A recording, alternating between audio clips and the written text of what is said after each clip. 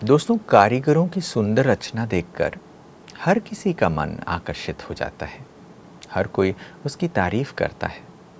मगर वो कारीगर बहुत बार उस सुंदर रचना को बनाते बनाते धन तो कमाता है, मगर व्यसनों का शिकार होकर उस धन का अपव्यय भी करने लगता है। अपना नुकसान करता है, अपने शरीर का नुकसान होता है, साथ साथ घर में संबंध भी बिगड़ते हैं। ऐसे में इस नशे से कैसे अपने आप को दूर रखा जाए? अगर नशे की लत है भी तो इससे निजात कैसी पाई जाए? हमारे कारीगर स्वस्थ रहें, उनका परिवार खुशहाल रहे, वो नशे से दूर रहें। इसी विषय पर हमारे अगले वक्ता डॉक्टर सचिन परब जी मुंबई से जुड़ रहे हैं। व्यसन मुक्ति पर उन्होंने पूरे भारतवर्ष में हजारों कार्यक्रम किए हैं। Global initiative for tobacco awareness के वो राष्ट्रीय संयोजक भी हैं। व्यसन मुक्ति के इस क्षेत्र में उनकी विशेष पकड़ को देखते हुए और हजारों लोगों को मार्गदर्शन देने के उपलक्ष्य में उन्हें अनेक सरकारी और गैर सरकारी संस्थाओं द्वारा सम्मानित भी किया जा चुका है। आइए सुनते हैं उनसे व्यसन मुक्ति के विषय पर। ओम शांति। मैं डॉक्टर सचिन परब मुंबई महाराष्ट्र से हूँ और पिछले 25 वर्षों से नशा मुक्ति की सेवा में कार्यरत हूँ। आज का ये कार्यक्रम हम विश्वकर्मा के सभी कारीगरों का स्वर्णिम विकास हो और वो नशा मुक्त बने, इसके लिए आयोजित कर रहे हैं। कोई भी माँ बाप जब उनके घर में बच्चा पैदा होता है तो वो अपने बच्चे के लिए सपने देखते हैं कि मेरा बच्चा बड़ा होगा, हम उसको अच्छे स्कूल में डालेंगे, कॉलेज में डालेंगे, उसको पढ़ाकर लिखाकर उसको अच्छा इंसान बनाएंगे, डॉक्टर बनाएंगे, इंजीनियर बनाएंगे, आर्टिस्ट बनाएंगे, स्पोर्ट्समैन बनाएंगे। लेकिन जब वही बच्चा कुछ बुरी संगत में फंसकर नशे की शुरुआत करता है और फिर कहीं ना कहीं अस्पताल में पड़ा होता है या नशे की वजह से उसका जीवन बर्बाद हो जाता है, तब माँ बाप के आंखों में आंसू आते हैं। लेकिन तब तक काफ़ी देर हो चुकी रहती है। बहुत सारे कारीगरों में हम देखते हैं कि कितना लगन और मेहनत से वो अपनी कारीगरी की सेवाएं करते रहते हैं। आप कल्पना करो, एक कारीगर है जिसको श्री गणेश की मूर्ति बनाने के लिए कहा गया है, वो कितना मेहनत उसमें लगाता है, अपनी पूरी जी जान उसमें लगा के वो उस मूर्ति की तैयारी करता है। दिन रात उसके अंदर, मन के अंदर वही विचार चल रहे हैं, लेकिन साथ में उसके हाथ में बीड़ी है, वो बीड़ी भी फूंक रहा है और मूर्ति भी बना रहा है।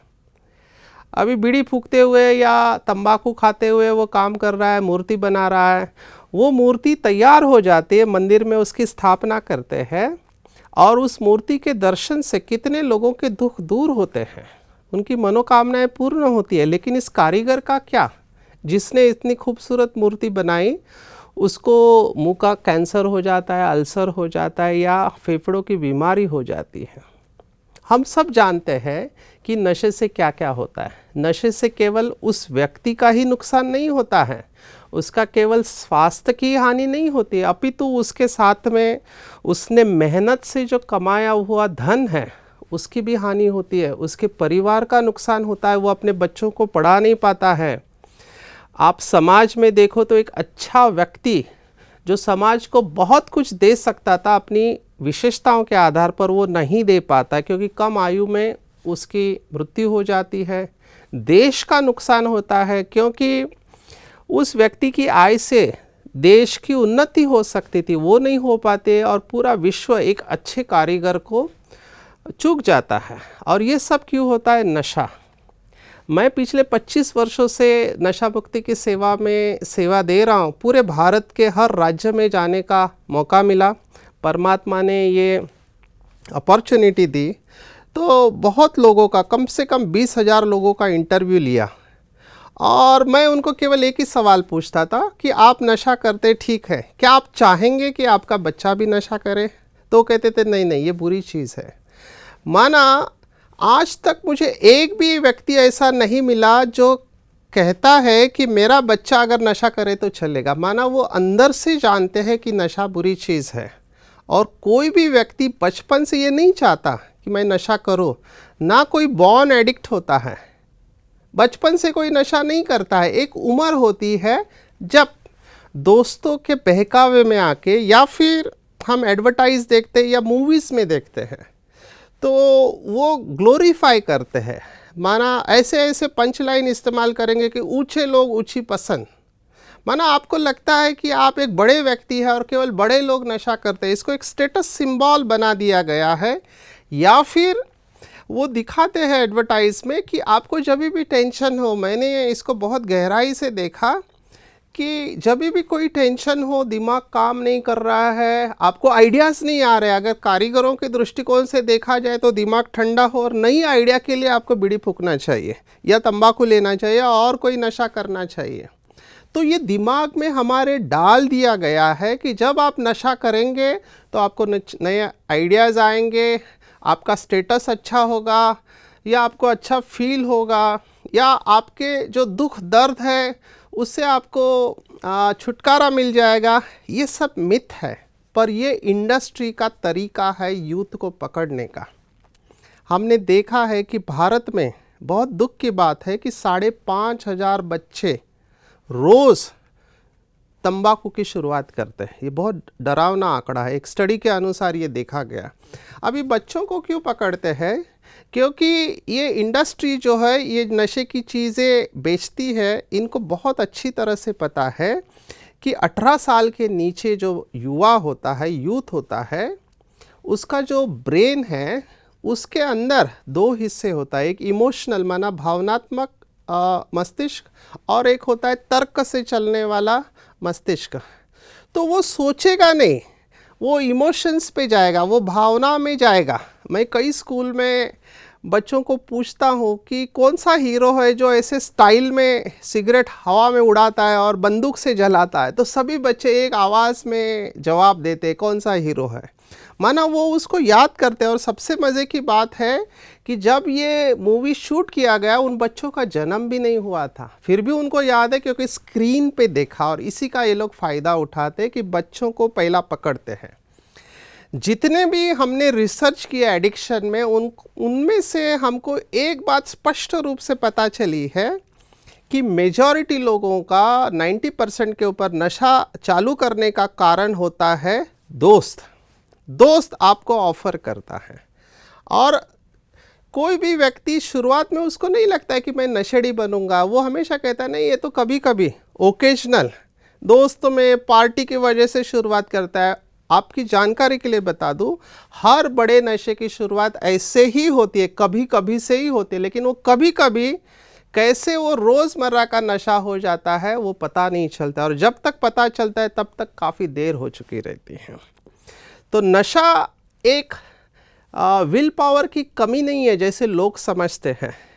बहुत लोगों को मैंने जब भी मैं प्रोग्राम करता हूँ, लोग कहते हैं नहीं विल पावर की कमी है, विल पावर से ठीक होता है। आई एम सॉरी टू से, मेडिकल साइंस ने हमको बताया कि नशा एक पुरानी बीमारी है, और ये मस्तिष्क की बीमारी है, ये ब्रेन डिसीज़ है। आपकी विल पावर स्ट्रांग है, लेकिन ब्रेन के आगे आपका कुछ नहीं चलेगा। जैसे ये हाथ है, अगर ये हाथ कंपन कर रहा है, मेरी विल पावर कितनी भी स्ट्रांग है, मैं इसको रोक नहीं सकता हूँ अगर मेरे मस्तिष्क में प्रॉब्लम है। ऐसे ही नशा एक मस्तिष्क की बीमारी है, और व्यक्ति चाहकर भी इसको रोक नहीं पाता है, और यही नशे का लक्षण होता है। कोई भी व्यक्ति नशा के बीमारी से लत है, कैसे पता चलते? तो उसके 5 लक्षण हैं। हम इसको 5 C बोलते हैं। C अंग्रेजी का शब्द है, C फॉर क्रेविंग, माना उसको तल्लफ आती है, दूसरा श्री माना लॉस ऑफ कंट्रोल, उसका कंट्रोल चला जाता है, उसको क्रेविंग आती है, तलब आती है, और वो कंपल्सिव माना वो उसके बगैर रह नहीं पाता है, और ये बीमारी पुरानी होते जाती है। और सबसे बड़ा लक्षण है कि उसको शारीरिक, मानसिक, सामाजिक नुकसान हो रहा है। शरीर में खांसी बढ़ रही है, खाने में तकलीफ़ है या और भी तकलीफ़ है, फिर भी वो उसको ज़रूर लेगा। कंटिन्यूड यूज़ डिस्पाइट हार्म कहते हैं। तो ये 5 सी लक्षण हैं। तो आप इनसे पहचान सकते हैं कि हमको नशा है या नहीं। अभी नशा जैसे ही बोलते हैं तो हमारे आँखों के सामने यूजुअली क्या आता है कि तंबाकू, गुटखा, सिगरेट, शराब या ड्रग्स, ये पदार्थ आते हैं। लेकिन आपकी जानकारी के लिए बता दूं कि नशा का जो साइंस है, मेडिसिन है, उसमें आज एक नया नशा जुड़ गया है जिसको हम कहते हैं बिहेवियरल एडिक्शन, यानी बर्ताव के नशे। इसमें क्या क्या आता है? तो इसमें आता है डिजिटल एडिक्शन, माना जितने भी डिवाइसेस है, फिर वो मोबाइल हो, इंटरनेट हो या और भी इलेक्ट्रॉनिक डिवाइसेस है, इंटरनेट, इसके साथ ही खाने की चीज़ों का नशा होता है, ठीक है, शॉपिंग का एडिक्शन होता है, ये नया सब्जेक्ट है, वीडियो गेम का एडिक्शन होता है, ये भी बिहेवियरल एडिक्शन है। और इसके लक्षण भी इसके जैसे। आज हमको पता चला है कि इसके वजह से भी लोग डिप्रेशन या निराशा की बीमारी के शिकार हो रहे हैं, नींद की बीमारी के शिकार हो रहे हैं। तो ये दोनों नशा है, लेकिन हमारा ज़्यादा फोकस होगा तंबाकू और शराब के बारे में। तो कई सारी गलत मान्यताएं लोगों के अंदर है। अभी तंबाकू के वजह से बीमारी होती है, सबको पता है, लेकिन जो पीने वाला होता है उसको कितना बोलते हैं, मेरे को कुछ नहीं होगा, मेरा इम्यूनिटी अच्छा है, या मैं एक ही सिगरेट पीता हूँ या एक ही बीड़ी पीता हूँ या 2-4 ही पीता हूँ। कुछ लोग तो कहते हैं हम थोड़ा ही पीते, अंदर नहीं लेते, केवल मुंह में ही रखते हैं और फिर बाहर फेंक देते हैं। ये सब गलत भ्रांतियाँ हैं। आप इस गलत फहमी में मत रहो, क्योंकि शरीर को जितना निकोटीन चाहिए वो शरीर खींच लेता है। ऐसे ज़रूरी नहीं कि फेफड़ों में ही जाना चाहिए, मुंह की त्वचा से भी वो एब्जॉर्ब हो जाता है। भारत में तो बहुत बुरा हाल है, कारीगरों को मैं देखता हूँ तंबाकू लेते हैं, वो सोचते हैं कि केवल हम इधर रखते, चबाते, अंदर निगलते नहीं तो हमको नुकसान नहीं होगा। ये भी गलत है। जब आप मुंह में रखते हैं तो मुंह की जो त्वचा होती है वहाँ से वो एब्जॉर्ब हो जाता है, आपके खून में चला जाता है। आप मुंह में धुआं रखते तो भी वो चला जाता है, 12 सेकंड में वो ब्रेन को हिट करता है। तो ये सब गलत भ्रांतियों को छोड़ो। There is no safe level. ऐसा नहीं कि 2-4 पिएंगे तो मुझे कुछ नहीं होगा, 10-20 पियोगे तो ज़्यादा होगा, नहीं। 2-4 वाले को, मेरे पास एक ऐसा केस है जो केवल 1 सिगरेट पीता था, अभी उसको आदत नहीं थी, उसके बेटे ने फॉरेन से भेजा था, एक बहुत अच्छा ब्रांड है इंटरनेशनल, वो कहता है पापा आपके लिए मैंने भेजा है। अभी उसने कहा बेटे ने भेजा है तो मैं ले लूँ, लेकिन मेरे को आदत नहीं, एक ही मैं पीऊँगा। तो वो रोज़ एक पीने लगा, उसको अच्छा लगने लगा। 1 साल के बाद उसको मुंह का कैंसर हो गया। तो हम ये नहीं कह सकते कि एक सेफ है या इतना ही खाने से मुझे नहीं होगा, किसी को भी हो सकता है, हमको नहीं पता। जैसे ही आपकी प्रतिकार शक्ति कम हो गई, आपके अंदर बीमारी पैदा हो जाएगी। So there is no safe level of alcohol. और आजकल कई लोग देखते हैं, मैं पहले तो केवल बीड़ी थी, सिगरेट थी, लेकिन आज ये गुटखा जो आया है ये बहुत ख़तरनाक है।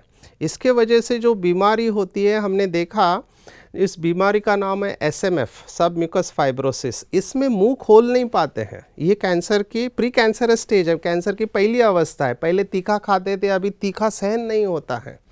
अभी जो भी लोग आते हैं मेरे पास, मैं उनको पूछता हूँ क्यों लेते हो, कहते हैं जब हम खाते हैं हमारा मन शांत रहता है, हल्का हो जाता है, या हमारे विचार नहीं चलते। कई सारे ड्राइवर्स होते हैं वो खाते हैं इसको।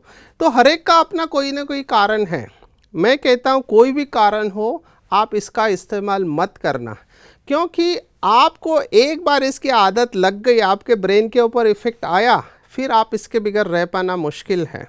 इसलिए पहले तो हमारा पूरा फोकस ये होना चाहिए कि हम इससे दूर रहें। Prevention is better. और आपको अगर लगता है कि मुझे इसकी ज़रूरत है या आपने लिया है, तो उसके छोड़ने के कुछ तरीके हैं। 2 प्रकार से हम नशे को छोड़ सकते हैं। एक है कि धीरे धीरे इसको कम करते जाना, जो मेजॉरिटी लोग समझते हैं कि ये तरीका अच्छा है, और दूसरा है एकदम बंद कर देना।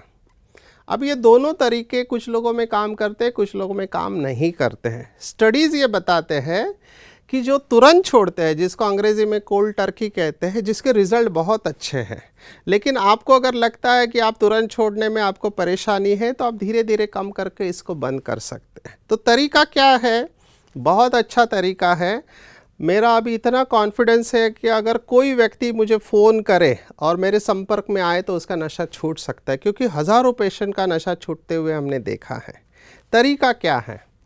तरीका पहला ये है कि पहले आपको अपने अंदर दृढ़ संकल्प करना है कि मुझे छोड़ना है, क्योंकि आपने अनुभव किया कि इसमें अल्पकाल का सुख है, इसमें मेरा स्वास्थ्य जा रहा है, मेरा पैसा जा रहा है, मेरे रिश्तेदार मेरे से नाराज़ है, मेरी पत्नी या बच्चे, उनका स्वास्थ्य भी धोखे में है। आपकी जानकारी के लिए बता दूं कि पूरे विश्व में 12 लाख लोग पैसिव स्मोकिंग की वजह से मरते हैं। सोचो आप, 12 लाख जिनका कोई दोष नहीं है। टोटल 80 लाख लोगों की मृत्यु होती है तंबाकू की वजह से, उसमें 1.2 मिलियन माना 12 लाख पैसिव स्मोकिंग, और उसमें 65,000 बच्चे हैं, क्योंकि घर में कोई ना कोई बड़ा होता है जो स्मोकिंग करता है, वो धुआं बच्चे में जाता है। तो इन सब का स्वास्थ्य को हम बचा सकते हैं। तो आपको अपने लिए, अपने परिवार के लिए एक दिन डिसाइड करना चाहिए कि मैं इस दिन से छोड़ने वाला हूँ। वो आपका बर्थडे हो सकता है, आपके बीवी का बर्थडे हो सकता है, पत्नी का या बच्चे का बर्थडे हो सकता है, या कोई त्यौहार हो सकता है। तो वो दिन आप डिसाइड करो और सबको बता दो कि इस दिन से मैं छोड़ने वाला हूँ, और उस वक्त आप मेंटली प्रिपेयर हो जाएंगे।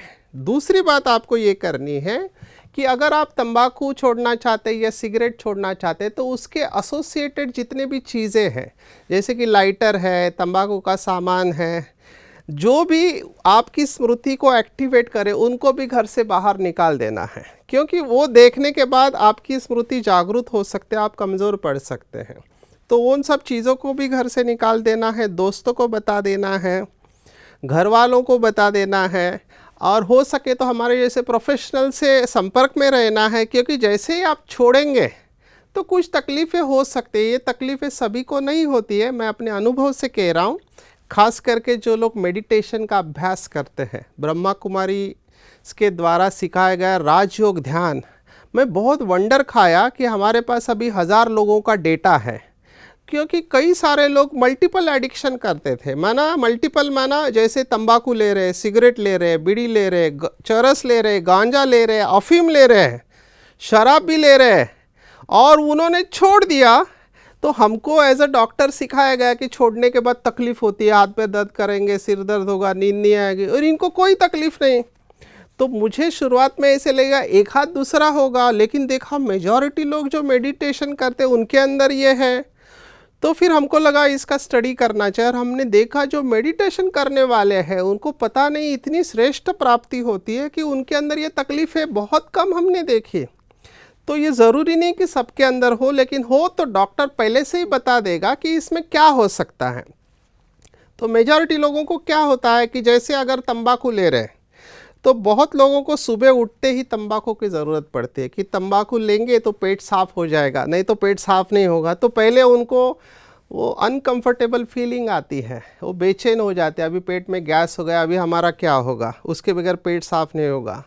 होल्ड डाउन, निराश मत होइए, तंबाकू पेट साफ़ करने की दवा नहीं है। बहुत लोग हैं जो बगैर तंबाकू के उनका पेट साफ़ होता है। उसके अलग तरीके हैं जो डॉक्टर आपको बताएगा कि सुबह उठ के गर्म पानी पीना चाहिए, या खाने में क्या चेंजेस करने चाहिए, और कैसे एक्सरसाइज करना चाहिए। इससे आपका पेट अपने आप ठीक हो जाएगा। और फिर भी नहीं होता है तो उसके लिए टेम्पररी कुछ ऐसी दवाई जिससे कि आपका पेट साफ़ हो जाए, वो पेरिस्टाल्टिक मूवमेंट, आपके आंतों के मूवमेंट चालू हो जाएगी तो आपका पेट साफ़ हो जाएगा। तो कोई बड़ी बात नहीं है।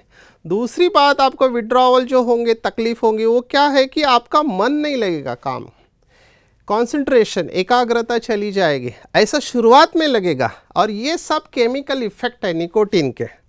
तो होल्ड ऑन कीजिए। अगर आप मेडिटेशन कर रहे हैं तो आपके अंदर ये तकलीफ़ नहीं होगी। कुछ लोगों में गुस्सा बढ़ सकता है ना। तो पहले से ही डॉक्टर आपको क्या क्या साइड इफ़ेक्ट होने वाले हैं वो बताएंगे, और उसके लिए आपको मेंटली प्रिपेयर करेंगे।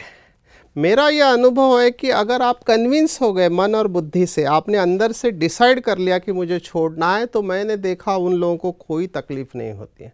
और जिनको कुछ तकलीफ़ होती है उनके लिए डॉक्टर के पास कुछ ऐसी चीज़ें हैं जिससे कि ये तकलीफ़ को हम कम कर सकते हैं। सबसे ज़्यादा तकलीफ़ जिनको भी होती है, थोड़े लोगों को केवल 3 दिन तक रहते हैं, 72 घंटे, क्योंकि उन 72 घंटों में आपके शरीर में जो पॉइज़न गया है, जो केमिकल्स गए, वो वॉश आउट होते हैं और बॉडी को उसकी आदत लगी हुई रहती है, तो बॉडी रिकवर करती है। ये तकलीफ़ और कुछ नहीं है। हमारे शरीर के अंदर 50,000 करोड़ पेशियां हैं, सेल्स हैं, उनको ये डोज जाता है और सडनली बंद किया तो वो पूछती है कि मेरा रोज़ का कोटा कहाँ गया, निकाल मेरा रोज़ का कोटा। अगर उनको नहीं मिलता है तो वो काम करना छोड़ देते हैं थोड़े समय के लिए, लेकिन धीरे धीरे उनको पता चलता है कि ये मिलने वाला नहीं है, तो फिर वो धीरे धीरे शांत होने लगते हैं। ये 72 घंटे तक रहता है। फिजिकल, शारीरिक तकलीफ बाद में जो रहती है वो है मेंटल विड्रॉल, माना मन के अंदर विचार आते रहेंगे। तो वहाँ पर भी अगर आप ब्रह्मा कुमारी इसका राजयोग ध्यान सीख रहे हैं, अच्छे लोगों के संपर्क में हैं, तो हम यहाँ पर आपको बहुत अच्छे अच्छे श्रेष्ठ संकल्प देंगे, विचार लेंगे जो आपके मन के अंदर चलते रहेंगे। और जब वो माइंड के अंदर चलते हैं तो मेंटल विड्रॉवल या माइंड के अंदर निगेटिव थॉट आने की चांसेस कम हो जाते हैं। मेरे पास बहुत उदाहरण है, अगर हर एक व्यक्ति का मैं उदाहरण दूँ तो समय कम पड़ेगा, इसलिए मैं प्रातिनिधिक रूप में 2 उदाहरण देता हूँ जो मुझे पर्सनली बहुत पसंद है। हमारे पास एक ऐसा भाई आता था, उसको 22 साल से वो बीड़ी पी रहा है, सिगरेट पी रहा है, शराब पी रहा है, गांजा ले रहा है, सभी प्रकार के नशा, और वो इतना नशा करता था कि गटर में पड़ा रहता था। अभी घर वालों को भी मारता था, बच्चों को भी मारता था, पैसे नहीं देता था घर में, घर वाले बहुत परेशान थे। एक दिन वो ब्रह्मा कुमारी के संपर्क में आया, तो हमारे भाई ने उसको कहा कि अगर आप छोड़ना चाहते हो, आपके ये बीमारी हो रही है, आपको खांसी हो रही है, तो आप ब्रह्मा कुमारी का 7 दिन का कोर्स करो। और आश्चर्य हुआ कि उस व्यक्ति का 22 साल का नशा 7 दिन के ब्रह्मा कुमारी राजयोग ध्यान से पूरी तरह से छूट गया। अभी मेरे सामने का केस था, मैं भी वंडर खा गया कि इतना पुराना नशा, गटर में पड़ा रहने वाला भाई कैसे क्या छोड़ दिया।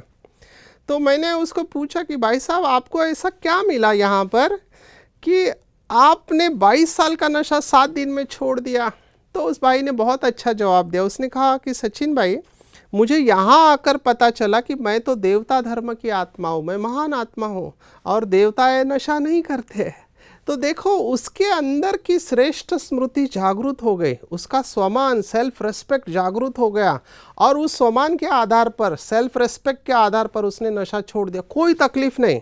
यहाँ तक ही नहीं रुका वो भाई, उस भाई ने इतना कमाल किया, उसका जीवन श्रेष्ठ बन गया, परिवार में सुख शांति आ गई, वो हमेशा सफ़ेद ड्रेस में घूमता है, और आज तक उस भाई ने 70 लोगों का नशा छुड़ाया है। जिसको वो बोलता है उसको तीर लग जाता है, क्योंकि दिल से बोल रहा है, क्योंकि खुद अनुभव करके बोल रहा है। तो ऐसे रोल मॉडल ब्रह्मा कुमारी के पास है, जिनको दुनिया ने गिव अप कर दिया था, परिवार वालों ने गिव अप कर दिया था कि ये कभी सुधरने वाले नहीं हैं। और यहाँ पर ही परमात्मा की कमाल दिखाई देती है कि परमात्मा के द्वारा सिखाया गया इस राजयोग से कैसे हमारी शक्तियाँ जागृत होती हैं। दूसरा एक उदाहरण हम बताते हैं कि हमारे पास ऐसे कॉन्ट्रैक्टर, अभी वो कॉन्ट्रैक्टर है, काम करने वाला, तो दिमाग में बहुत विचार चलते हैं। चेन स्मोकर, बहुत सारे सिगरेट, आप चेन स्मोकर समझते, एक सिगरेट को छोड़ के दूसरा लगाने वाला, ऐसा सिगरेट पीने वाला, दिन में 40 सिगरेट पीने वाला मेरे पास किसी ने लाया। मैंने देखा, मुझे थोड़ा जल्दी था, तो मैंने सिर्फ उसको देख के ये कहा कि आप 40 सिगरेट पीते हो, क्या आपने कभी श्री कृष्ण को सिगरेट पीते देखा है क्या? तो उसने कहा नहीं, श्री कृष्ण नहीं पिया सिगरेट। तो मैंने कहा फिर आप क्यों पीते हो, जब श्री कृष्ण नहीं पीता है तो आप क्यों सिगरेट पीते हो? सिर्फ इतना मैंने कहा और मैं निकल गया। दूसरे दिन उसके घर से पत्नी का फ़ोन मुझे आया कि डॉक्टर साहब आपने क्या कर दिया। मैं डर गया, क्योंकि पहला हमारे माइंड में निगेटिव थॉट आता, कहीं उसको तकलीफ़ तो नहीं हुई मेरे कहने से। तो मैंने उनको पूछा कि क्या हुआ, कुछ तकलीफ़ हो रही है क्या? बोला नहीं नहीं, कोई तकलीफ़ नहीं है। मैंने कहा फिर फ़ोन क्यों किया? बोले पता नहीं क्या हो गया, अभी दोपहर का समय है, अभी तक उनके 20 सिगरेट पूरे हो जाते हैं, लेकिन आज सुबह से उन्होंने एक भी सिगरेट नहीं पिए। मैंने कहा वंडर है, ऐसे कैसे हो सकता है? तो मैंने उनको पूछा कि क्या कर रहे हो भाई साहब, सिगरेट नहीं पी रहे तो कर क्या रहे? तो उन्होंने कहा पता नहीं क्या हो गया डॉक्टर साहब, सुबह से बांसुरी बजा रहे हो। तो मुझे नहीं पता था कि वो श्री कृष्ण का भक्त था, और उसके दिल में वो बात बैठ गई कि श्री कृष्ण जिसकी मैं भक्ति करता हूँ उसने कभी सिगरेट नहीं पी, वो तो बांसुरी बजाता है, तो मैं क्यों बजाता? तो बांसुरी में उसको आनंद मिलने लगा, और उसका चेन स्मोकिंग, 40 सिगरेट पीने वाले ने सिगरेट छोड़ दिया। देखो वंडर है, यही मैकेनिज़्म है नशा छोड़ने के। मुझे पूरा विश्वास है कि कोई भी व्यक्ति नशा छोड़ सकता है। मैं इस आधार पर कह रहा हूँ कि मेरे पास एक 50 साल नशा करने वाली व्यक्ति है, उसने 50 साल नशा करके फिर 50 साल के बाद छोड़ा है। तो अगर 50 साल नशा वाला छोड़ सकता है तो कोई भी छोड़ सकता है। मैकेनिज़्म को समझ ले कि कैसे नशा छोड़ा जाता है। देखो एक बात मैं एज अ डॉक्टर आपको कहना चाहूँगा, जो दुनिया वालों को भी जानना ज़रूरी है जो नशा नहीं करते, ये दिमाग में बिठा दे हम सब कि नशा करने वाला व्यक्ति बुरा नहीं होता है। प्लीज़ अंडरस्टैंड ये दिमाग में बहुत अच्छी तरह से हम बिठा दे, सभी आम आदमी भी बिठा दे, जो नशा करने वाले लोग बुरे नहीं होते हैं, वो फंसे हुए रहते हैं और उनको मदद की ज़रूरत होती है। कभी भी किसी भी नशा करने वाले को बुरा व्यक्ति या नशेड़ी नहीं कहना चाहिए। इसलिए हमने अंग्रेज़ी में अभी एडिक्शन शब्द भी इस्तेमाल करना छोड़ दिया है। टेक्स्ट बुक जो है, किताबें हैं मेडिकल के, उसमें हम कहते हैं सब्सटेंस यूज़ डिसऑर्डर। जैसे बाकी की बीमारी है, आप डायबिटीज़ को स्वीकार करते हैं, आप ब्लड प्रेशर को स्वीकार करते हैं, आप अस्थमा को स्वीकार करते हैं, तो वैसे ही नशा भी एक बीमारी है मस्तिष्क की। डायबिटीज़ पैनक्रियाज की बीमारी है, ब्लड प्रेशर हार्ट की बीमारी है, अस्थमा फेफड़ों की बीमारी है, ऐसे नशा दिमाग की बीमारी। That's all. अगर हम उनको स्वीकार करते हैं तो इनको भी स्वीकार करना चाहिए। और जैसे ये बीमारियाँ, एक बार ब्लड प्रेशर हो गया, डायबिटीज़ हो गया, तो ज़िंदगी भर दवाई लेते हैं। यहाँ पे ज़िंदगी भर नहीं, कुछ साल तक अगर ज़रूरत पड़े, सबको ज़रूरत नहीं पड़ती, लेकिन ज़रूरत पड़े तो दवाई लेंगे तो आप पूरी तरह से ठीक हो जाएंगे, ऐसा हमारा अनुभव है। तो पहले तो हम इनको नशेड़ी कहना या गलत दृष्टिकोण से देखना, ये तो कभी सुधरने वाला नहीं है, ऐसा कभी नहीं सोचना चाहिए। क्योंकि हमारे पास ऐसे एग्जाम्पल है कि जो दुनिया कहती थी असंभव, उसको परमात्मा ने संभव करके दिखाया। बहुत केसेस है मेरे पास। तो इनको एक अच्छे व्यक्ति के रूप में देखें। और ब्रह्मा कुमारी ईश्वरीय विश्वविद्यालय की विशेषता मैं देख रहा हूँ। देखो मैं तो एक डॉक्टर हूँ, लेकिन हमारे संस्थाएँ हैं जो बहनें चलाती हैं। अभी देखो सबसे ज़्यादा नशे का नुकसान जो होता है बहनों को होता है, माताओं बहनों को तकलीफ होता है, किसी का बेटा, किसी का पति, किसी का भाई। तो जब ये व्यक्ति सेंटर पर आते हैं तो हमारी बहनें उनको बहुत सम्मान के साथ उनके साथ बात करती है और उनको कहते कि आओ भाई साहब बैठो। तो पहले तो वो कंफ्यूज हो जाता है, किससे बात कर रहे हैं इतना सम्मानपूर्वक, क्योंकि इस तरह से दुनिया में किसी ने भी उसको सम्मान नहीं दिया रहता है। सब उसको दुत्कारते हैं कि ये नशेड़ी है करके, लेकिन बहनें बहुत प्यार से, क्योंकि हमको ये सिखाया जाता है कि हर आत्मा अपने आदि अनादि रूप में पवित्र है। हाँ, कुछ की आदत ऐसी होती है कि वो छोड़ नहीं पाते, तो उनको मदद की ज़रूरत है। तो हमारा दृष्टिकोण हम बदले कि ये बीमार है, इनको मदद की ज़रूरत है, लेकिन बुरे नहीं हैं, और इनके अंदर का स्वमान जागरूक हो जाता है। तो मेडिटेशन कैसे नशे को छुड़ाता है वो मैं आपको बताना चाहूँगा, और ये बहुत सिंपल प्रिंसिपल है। हमारी बहनें ये कोर्सेस में भी बताते हैं, बहुत सिंपल। ये कहानी भी आपने सुनी होगी कि किसी बच्चे के हाथ में चाकू है, आप उसको निकालना चाहते हो कि चाकू से हाथ कट सकता है, तो आप क्या करते हैं, उस बच्चे को खिलौना देंगे, चॉकलेट देंगे। तो जैसी अच्छी चीज़ मिल जाती है, बुरी चीज़ छोड़ना नहीं पड़ता, छूट जाते हैं। एग्जैक्टली यही होता है, नशे को छोड़ा नहीं जाता है, छूट जाता है। ये ड्रॉप डाउन होता है ऑटोमेटिकली, क्योंकि अच्छी चीज़ मिल रही है। उस व्यक्ति का स्वमान जागरूक हो जाता है, उसको जो प्राप्ति हो रही है नशे में, बीड़ी सिगरेट शराब गुटखा तंबाकू या ड्रग्स, वही प्राप्तियाँ उससे कई गुना ज़्यादा प्राप्ति। एक मुझे याद आ रहा है, हमारे पास हरियाणा का भाई आया था, अभी उसको सभी नशा करता था, वो अफीम चरस गांजा। उसको स्टेज पे बुलाया डॉक्टर्स के सामने, देखो 2000 डॉक्टर्स बैठे हैं, डॉक्टरों की कॉन्फ्रेंस चल रही है, डॉक्टर जानना चाहते हैं क्या, क्यों छोड़ा आपने, ऐसा क्या मिला। तो उस भाई ने, देखो गांव का भाई है, उसने बताया कि डॉक्टर साहब मुझे पता नहीं था, मैं पागल था कि मैं बाहर से नशा कर रहा था, मुझे मेडिटेशन करने के बाद, ये राजयोग ध्यान करने के बाद पता चला कि ये सब चीज़ें तो मेरे दिमाग के अंदर है, मैं अंदर से ही इनको पैदा कर सकता हूँ। एक अनपढ़ आदमी साइंटिफिक भाषा में हमको बता गया, और मैं यही एज अ डॉक्टर्स को बताता हूँ कि जो खुशी हमको बीड़ी सिगरेट गुटखा शराब में मिलती है वो सब केमिकल हमारे बॉडी के अंदर है। ये आज का साइंस कह रहा है, प्रगत साइंस, एडवांस मेडिसिन, इनके नाम अलग अलग हैं। जैसे ही आप कोई लेते हैं कोई चीज़ नशे की, तो हमारे मस्तिष्क में एक केंद्र होता है जिसको हम कहते हैं आनंद का केंद्र, है ना। अभी कोई बीड़ी पी रहा है, सिगरेट कहते हैं कि आनंद आ गया है। अभी ये आनंद क्यों होता है? क्योंकि हमारे मस्तिष्क में एक केंद्र होता है जिसको हम प्लेजर सेंटर कह सकते हैं। उसके टेक्निकल नाम अलग है, थोड़े कठिन नाम है। उसको कहते हैं न्यूक्लियस एक्यूम्बेंस या मेसोलिम्बिक कॉर्टेक्स, है ना। तो यहाँ पे एक केमिकल रिलीज होता है जिसका नाम है डोपामिन। अब ये जैसे ही एक केमिकल रिलीज होता है आपको अत्यधिक आनंद का अनुभव होता है। तो बीड़ी पीने से डोपामिन निकलता है, एग्जैक्टली वैसे ही डोपामिन मेडिटेशन से भी रिलीज होता है। और मेडिटेशन से ये संतुलित मात्रा में रिलीज होता है, और इसके साथ में और भी सारे केमिकल रिलीज होते हैं। और मेडिटेशन और एक काम करता है कि आपकी इच्छा शक्ति को दृढ़ करता है। इसको कहते हैं, ये आगे का जो हिस्सा है इसको हम अंग्रेजी में प्री फ्रंटल कॉर्टेक्स कहते हैं, पीएफसी। इसका काम है रोकना गलत चीज़ों से या बातों से। इसको हम सिंपल भाषा में हम कहेंगे कंट्रोलिंग एंड रूलिंग पावर। ये पावर मेडिटेशन से आते हैं। मेडिटेशन से बहुत सारी शक्तियाँ मिलती हैं। लेकिन मैं एक बात कह रहा हूँ कि कोई दोस्त मुझे आके ऑफ़र करते हैं, उस समय उनको ना कहने की शक्ति, या मेरे अंदर से आ रहा है क्योंकि लिया हुआ है बहुत समय तक, तो तल्लफ आती है, लेने का दिल करता है, लेकिन उसको रोकने की शक्ति ये हमारा पीएफसी करता है। और मेडिटेशन से ये हिस्सा शक्तिशाली बनता है। तो मेडिटेशन प्रिंसिपल दो हिस्से से काम करता है। एक, जो खुशी या नशा या आनंद की अनुभूति मुझे वही मेडिटेशन से मिलती है क्योंकि डोपामिन रिलीज होता है। दूसरा, कि बुरी चीज़ों से अपने आप को बचाना या रोके रहना, ये पीएफसी का काम। ये दोनों को मेडिटेशन काम करता है। ब्रह्मा कुमारी की सबसे बड़ी विशेषता ये है कि लाखों विद्यार्थी पूरे विश्व में हैं और किसी भी सेंटर पर आपको नशे वाला व्यक्ति नहीं मिलेगा।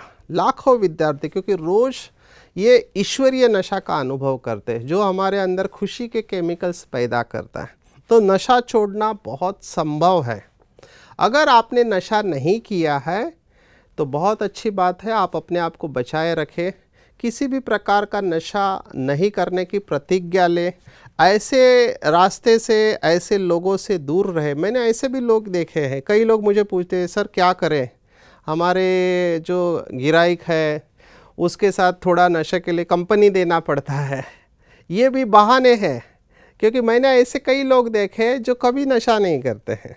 वो बैठते हैं, वो बिज़नेस नहीं छोड़ते, वो दोस्ती नहीं तोड़ते, वो बैठेंगे। वो लोग नशा कर रहे हैं, मैं जूस लेके बैठूंगा, है ना। वो जूस पीते, कंपनी देते हैं। तो अगर आपको ऐसा है तो आप ये कर सकते हैं। और कई लोग मैंने देखा है रिप्लेसमेंट थेरेपी, है ना। वो कहते नहीं हमारा कुछ तो मुंह में चाहिए। ओके, आपको अगर मुंह में कुछ तो चाहिए तो बहुत हेल्दी चीज़ें हैं। भारत में तो मुखवास की कल्पना है ना। आप सौंफ रख सकते हैं, लौंग रख सकते हैं मुंह के अंदर, जिससे कि अजवाइन रख सकते हैं, या आंवला रख सकते हैं सूखा। या आपको विटामिन देगा, न्यूट्रिशन देगा। अगर आपको आदत ही है तो ऐसे चूर्ण बना के अपने पास रखो। मैंने ऐसे बहुत लोग देखे, ये चूर्ण मुंह में रखते हैं और उनका दिमाग काम करने लगता है। ये सिर्फ आदत की बात होती है, इसके पीछे भी साइकोलॉजी है, मैं उसमें जाना नहीं चाहूँगा। ये सिगमंड फ्रॉयड ने बताया। ओरल स्टेज में कुछ लोग स्टकअप रहते हैं, उनको मुंह में हमेशा कुछ ना कुछ चाहिए।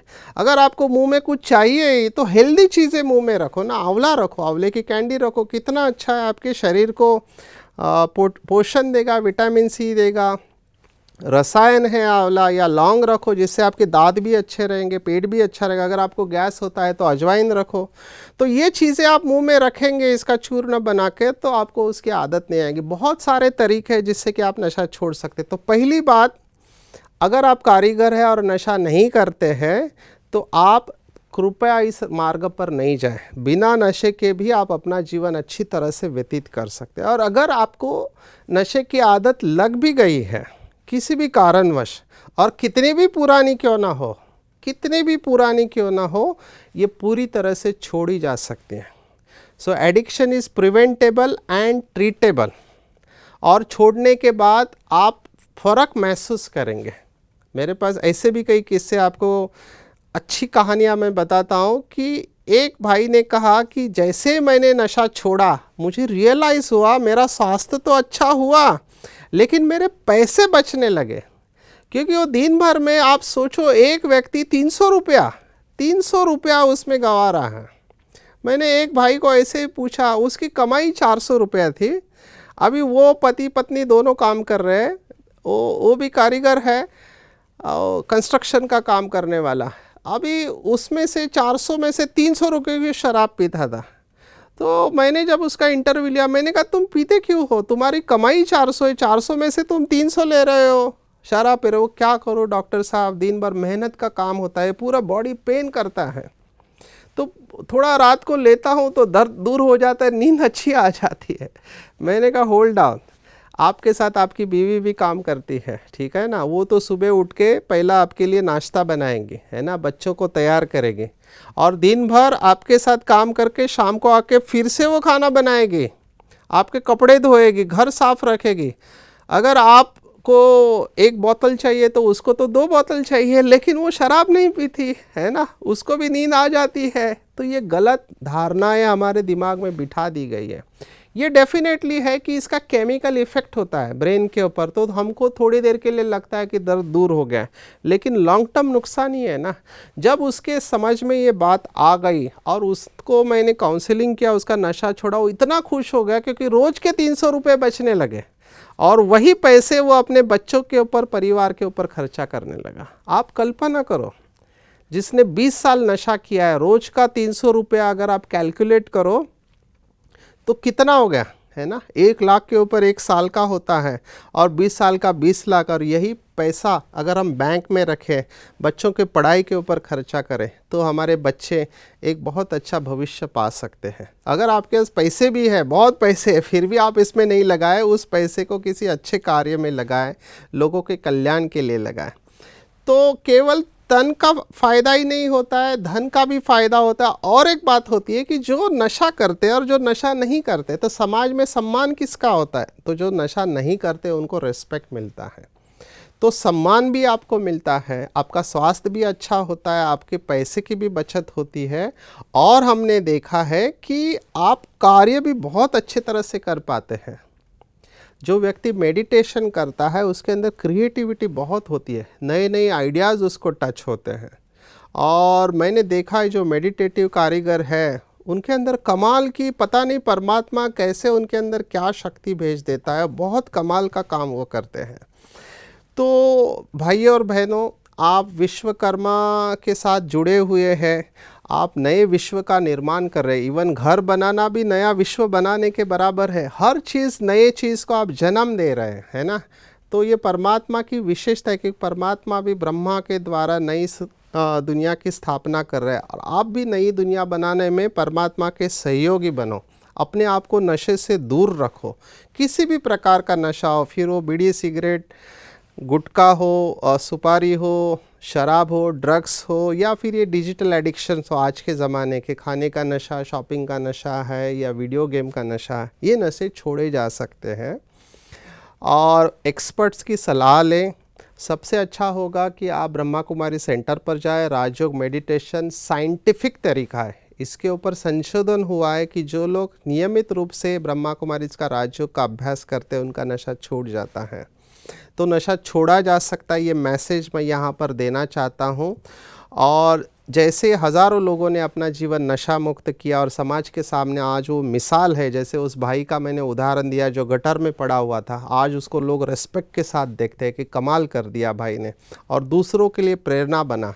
ऐसे ही आप भी अपने जीवन को नशा मुक्त बनाइए, नशे से दूर रहिए, अपने बच्चों के सामने एक आदर्श एग्जाम्पल प्रस्तुत करें, समाज के सामने एक आदर्श एग्जाम्पल प्रस्तुत करें। और आपके जैसे और भी हज़ारों भाई बहनें जो नशे में फंसे हैं उनको नशा मुक्त रहने के लिए प्रेरणा दें। आपको किसी भी प्रकार की मदद चाहिए तो हमारी संस्था है, विश्वकर्मा ग्रुप है ब्रह्मा कुमारीज का, वो आपको मदद करने के लिए तैयार है। आप हमसे संपर्क कर सकते हैं। तो नशा मुक्त जीवन ही श्रेष्ठ जीवन है। अपना, अपने परिवार का, अपने समाज का, अपने देश का और पूरे विश्व को नशा मुक्त बनाइए। हमारी शुभ भावनाएं आपके साथ है कि आपका स्वास्थ्य अच्छा रहे, आपके द्वारा बहुत अच्छे काम परमात्मा आपको प्रेरणा दे के करते रहे, यही हमारी शुभ भावना है। आप सबको बहुत बहुत मंगल कामनाओं के साथ ओम शांति, धन्यवाद।